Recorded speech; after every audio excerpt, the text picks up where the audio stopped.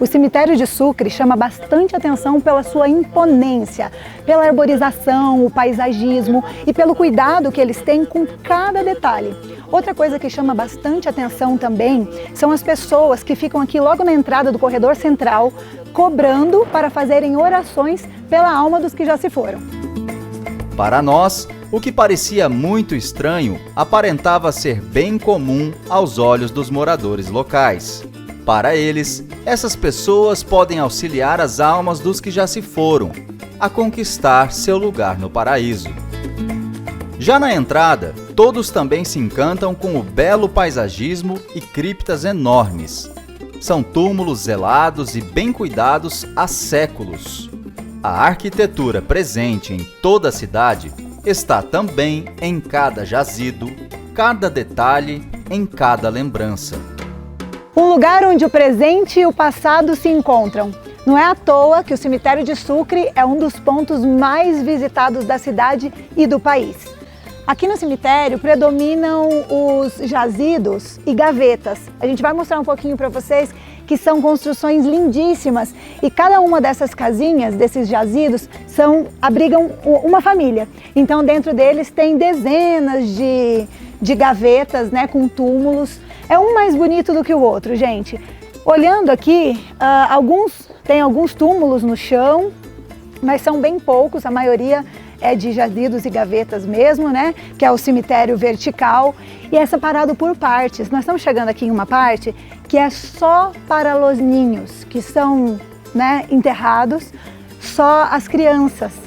E aí a gente, quando entra aqui nesse lugar maravilhoso que traz uma paz imensa, tem turistas e pessoas daqui da cidade mesmo que vêm para ler um livro, né, para meditar. Realmente o lugar é muito propício para isso, porque traz uma paz assim, de espírito maravilhosa.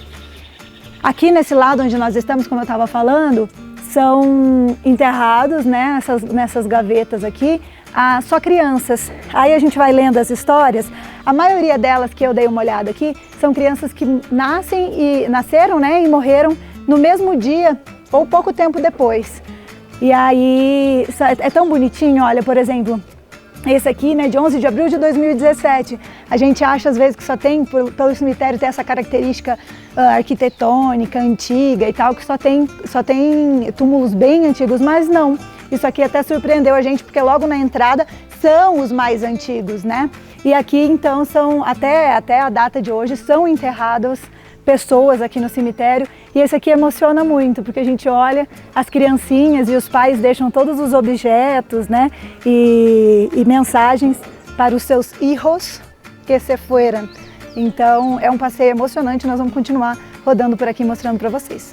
O local tem entrada gratuita e meia hora batendo perna nesse encontro do presente com o passado já é o bastante para entender tamanho orgulho dos moradores ao falar do famoso cemitério central. E aqui em Sucre nós tivemos uma outra surpresa boa, que foi conhecer o Fábio, brasileiro, que tem uma história emocionante, uma história cheia de detalhes e cheia de amor pela Bolívia para contar para a gente. Fábio, adorei te conhecer, já quero dizer logo de cara. E gostaria que você começasse contando um pouquinho da sua história, como que você veio parar aqui em Sucre, para quem está em casa nos assistindo. Bom, são duas etapas, né? Primeiramente, muito obrigado, um prazer enorme, foi uma surpresa, né? Eu chegar e conhecer vocês aqui. Eu vim para a Bolívia, eu já desde pequeno eu tinha uma vontade de conhecer os Andes, né? A Cordilheira. Aí tem todo esse mito sobre a altitude, a falta de ar, né? Principalmente a gente que gosta de futebol, né? E por um jogo de futebol, né, por uma partida entre o São Paulo e o Bolívar, né, o primeiro jogo tinha sido em São Paulo, a gente tinha ganhado de 5-0, e o segundo jogo seria em La Paz. Então eu resolvi, com um amigo, a gente resolveu, em uma semana, em 2 dias, organizamos a viagem e a gente veio para La Paz e vimos o jogo do São Paulo contra o Bolívar. E foi muito engraçado, né? Porque o primeiro tempo a gente ganhou de 3-0, depois faltou ar e a gente perdeu de 4-3. Só que o Bolívar tinha ganhado de 9, né? Aí já não tinha mais como, a gente se classificou. Aí já que a gente já estava ali em La Paz, né? A gente resolveu ir para Machu Picchu, no Peru.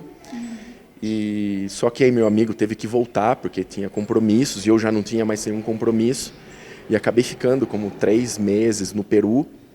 Voltei para a Bolívia e acabei voltando, logicamente, para o Brasil para desfazer todas as minhas coisas e voltar em definitivo. E eu escolhi a Bolívia por alguns detalhes. Primeiro, que na época o meu dinheiro valia muito. Isso em 2012, R$1 valia mais de 4 bolivianos.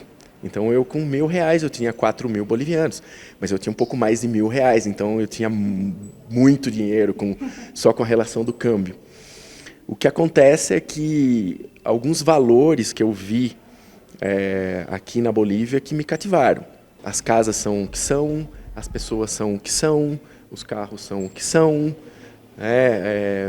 valores como família, muita educação. Eu encontrei pessoas muito educadas, crianças educadas.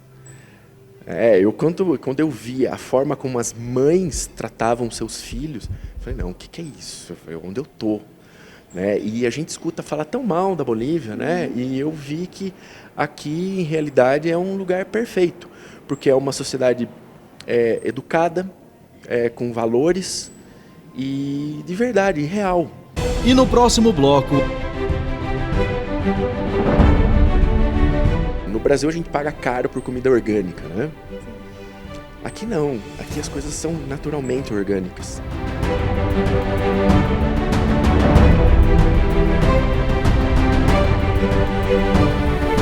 Eu tenho 42 anos, o Brasil de 30 anos atrás eu me lembro.